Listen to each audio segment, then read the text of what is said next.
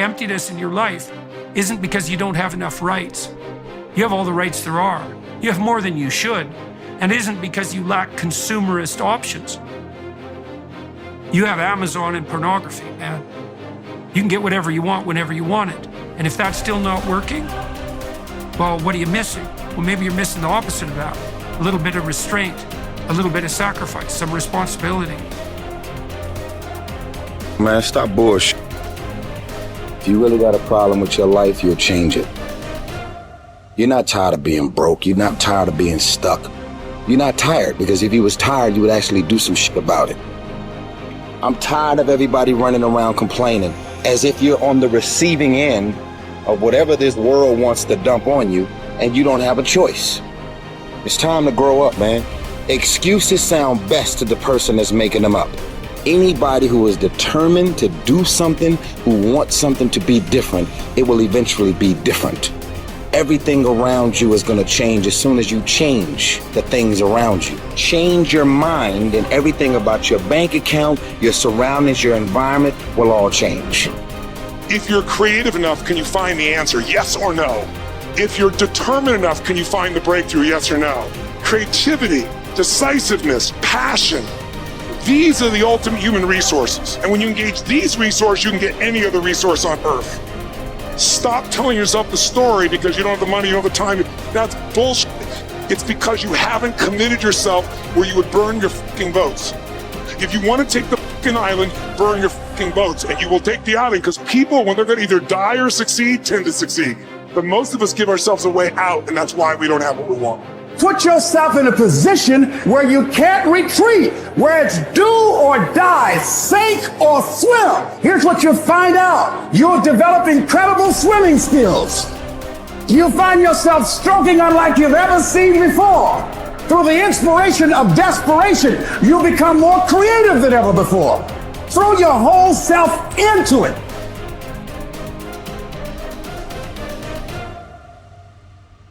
I'm talking about grit. I'm talking about endurance. Just having more stamina than they got. In order to get to the next level, you gotta sacrifice. You gotta take risks. You gotta be willing to do by faith whatever you're asked to do. Listen to me, there are no shortcuts to success. There are no discounts to success. It's always sweat. It's always blood. It's always tears. You always have to give all to be the best. Yes, it's hard, but I ask for it, and I'll do whatever it takes to maintain it. It is not easy, but I'm not about to quit. I'm not about to give up.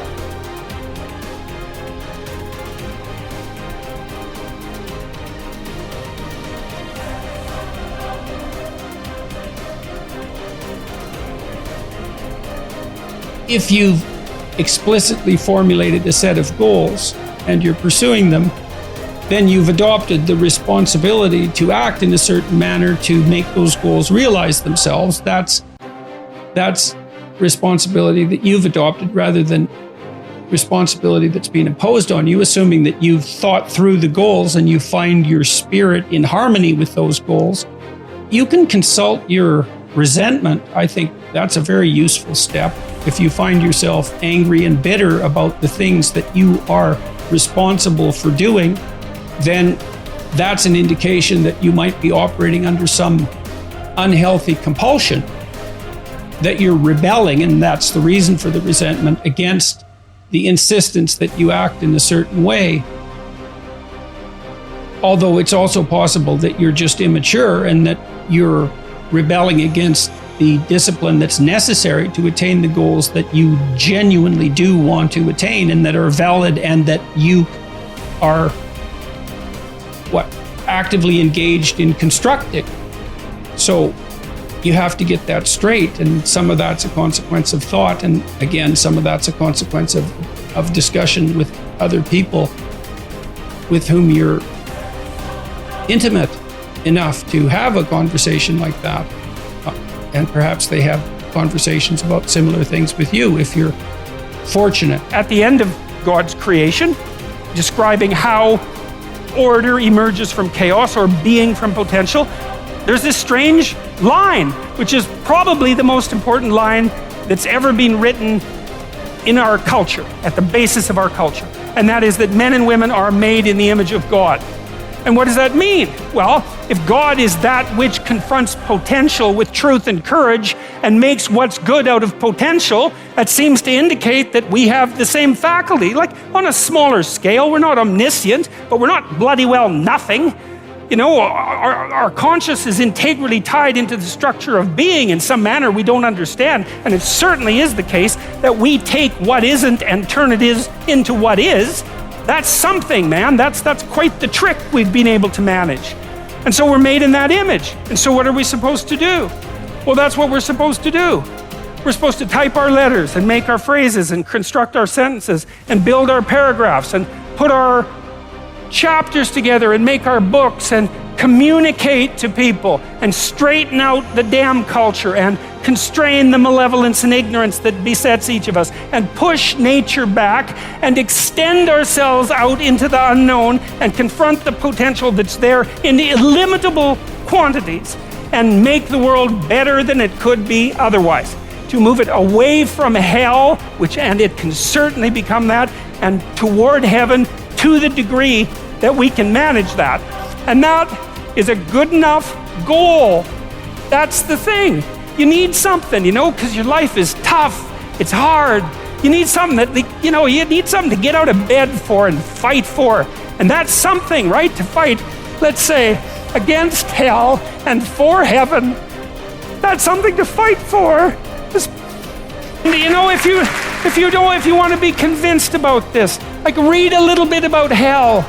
Read the Gulag Archipelago, or read Ordinary Men, or read The Rape of Nanking, or read about what happened in Nazi Germany during Auschwitz and all the catastrophes of the 20th century, and see if you believe in hell, and see if you think, well, maybe not having that happen anymore would be a good idea. And then think about maybe that's something you could contribute to. And then it wouldn't have to happen anymore. And that would be a good thing, and God only knows what great things we could manage under such conditions. We're becoming incredibly technologically powerful. And what would it be like if we became equally wise? Well, that would really be something. God only knows what we could manage in the next 20 years or the next 100 years, you know? We're running at 40%, most of us, you know, because we're half in and half out. And it's not surprising because life is difficult. It's like, well, what if you were 90% in? Or 95% in, or all in, because you're all in anyways, right? It's a life and death game. No one gets out of this. Everyone dies. You might as well commit yourself. And you might as well commit yourself to the highest good that you can attain, because why not? It'll imbue your life with meaning. It's hard, the responsibility is there, but all the meaning's in the responsibility, and that'll make your life better.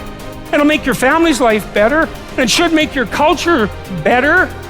Maybe it make the world better. It's like, that'll justify your damn miserable existence at 3 o'clock in the morning when you're wondering what the hell you're doing here. And that's a good thing, because there's going to be days when you're aching and tired and sore, and there's people in your family that are sick, and you're cynical and bitter, and you need a reason to get up, and you think, yeah, well, a little more heaven and a little less hell, maybe I can pull that off today and tomorrow and next week. And that's worth struggling forward for. A man who becomes conscious of the responsibility he bears toward a human being who affectionately waits for him, or to an unfinished work, will never be able to throw away his life. He knows the why for his existence and will be able to bear almost any how. By declaring that man is responsible and must actualize the potential meaning of his life. I wish to stress that the true meaning of life is to be discovered in the world rather than within man or his own psyche, as though it were a closed system. I have found this constitutive characteristic the self-transcendence of human existence. It denotes the fact that being human always points and is directed to something or someone other than oneself. Be it a meaning to fulfill or another human being to encounter, the more one forgets himself. By giving himself to a cause to serve or another person to love, the more human he is and the more he actualizes himself. What is called self-actualization is not an attainable aim at all, for the simple reason that the more one would strive for it, the more he would miss it.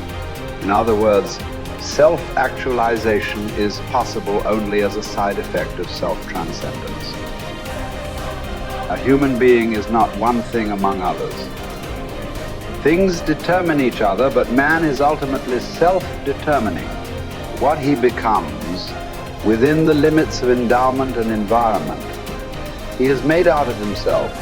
In the concentration camps, for example, in this living laboratory and on this testing ground, we watched and witnessed some of our comrades behave like swine, while others behaved like saints. Man has both potentialities within himself. Which one is actualized depends on decisions, but not on conditions. What is demanded of man is not, as some existential philosophers teach, to endure the meaninglessness of life, but rather to bear his incapacity to grasp its unconditional meaningfulness in rational terms. To be sure, man's search for meaning may arouse inner tension rather than inner equilibrium. However, precisely such tension is an indispensable prerequisite of mental health. There is nothing in the world, I venture to say, that would so effectively help one to survive even the worst conditions as the knowledge that there is a meaning in one's life. There is much wisdom in the words of Nietzsche. He who has a why to live for can bear almost any harm. What was really needed was a fundamental change in our attitude toward life. We had to learn ourselves, and furthermore, we had to teach the despairing men that it did not really matter what we expected from life, but rather what life expected from us. We needed to stop asking about the meaning of life, and instead to think of ourselves as those who were being questioned by life daily and hourly. Our answer must consist not in talk and meditation, but in right action and in right conduct. Life ultimately means taking the responsibility to find the right answer to its problems and to fulfill the tasks which it constantly sets for each individual. These tasks, and therefore the meaning of life, differ from man to man and from moment to moment. Thus, it is impossible to define the meaning of life in a general way. Questions about the meaning of life can never be answered by sweeping statements. Life does not mean something vague, but something very real and concrete, just as life's tasks are also very real and concrete. They form man's destiny, which is different and unique for each individual. No man and no destiny can be compared with any other man or any other destiny. No situation repeats itself, and each situation calls for a different response. Sometimes the situation in which a man finds himself may require him to shape his own fate by action. At other times, it is more advantageous for him to make use of an opportunity for contemplation and to realize assets in this way. Sometimes man may be required simply to accept fate, to bear his cross.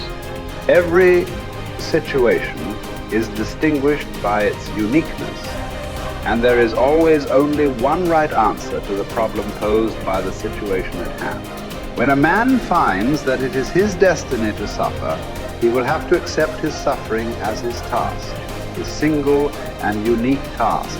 He will have to acknowledge the fact that even in suffering, he is unique and alone in the universe.